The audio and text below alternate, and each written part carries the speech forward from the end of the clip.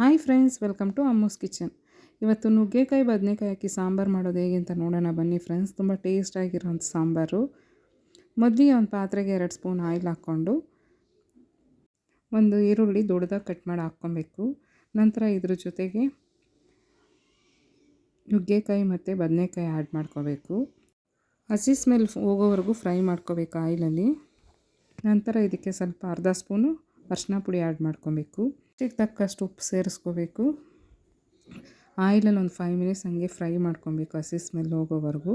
ನಂತರ ಇದಕ್ಕೆ 1 spoon chilli powder, 1 spoon sambar powder, ಸ್ವಲ್ಪ ವಾಟ್ರ್ ಹಾಕ್ಕೊಂಡು ಹಾಗೆ ಬೇಯಿಸ್ಕೋಬೇಕು. ಇದಕ್ಕೆ ಸ್ವಲ್ಪ 1.5 ಸ್ಪೂನ್ ಧನಿಯಾ ಪೌಡ್ರು ಹಾಕ್ಕೊಂಡು ಒಂದು 5 ನಿಮಿಷ ಹಾಗೆ ಬೇಯಿಸ್ಕೊಬೇಕು. ನಾನು ಆಲ್ರೆಡಿ ಬೇಳೆ, ಟೊಮೆಟೊ ಮತ್ತು ಒಂದು ಬೆಳ್ಳುಳ್ಳಿ, ಸ್ವಲ್ಪ ಹುಣಸೆಹಣ್ಣು ಹಾಕ್ಕೊಂಡು ಬೇಯಿಸಿಟ್ಕೊಂಡಿದ್ದೀನಿ. ಆ ನೀರು ಇದಕ್ಕೆ ಆ್ಯಡ್ ಮಾಡ್ಕೊತಾ ಇದ್ದೀನಿ. ಇದು ಚೆನ್ನಾಗಿ ಬೆಂದಾದಮೇಲೆ ಬೇಳೆನ ಮ್ಯಾಶ್ ಮಾಡ್ಕೊಂಡು ಇದ್ರ ಜೊತೆಗೆ ಸೇರಿಸ್ಕೋಬೇಕು. ಈಗ ಸ್ವಲ್ಪ ಕೊತ್ತಂಬರಿ ಸೊಪ್ಪು ಆ್ಯಡ್ ಮಾಡ್ಕೊಬೇಕು. ನಂತರ ಇದಕ್ಕೊಂದು ಒಗ್ಗರಣೆ ಹಾಕ್ಕೊಳ್ಳೋಣ.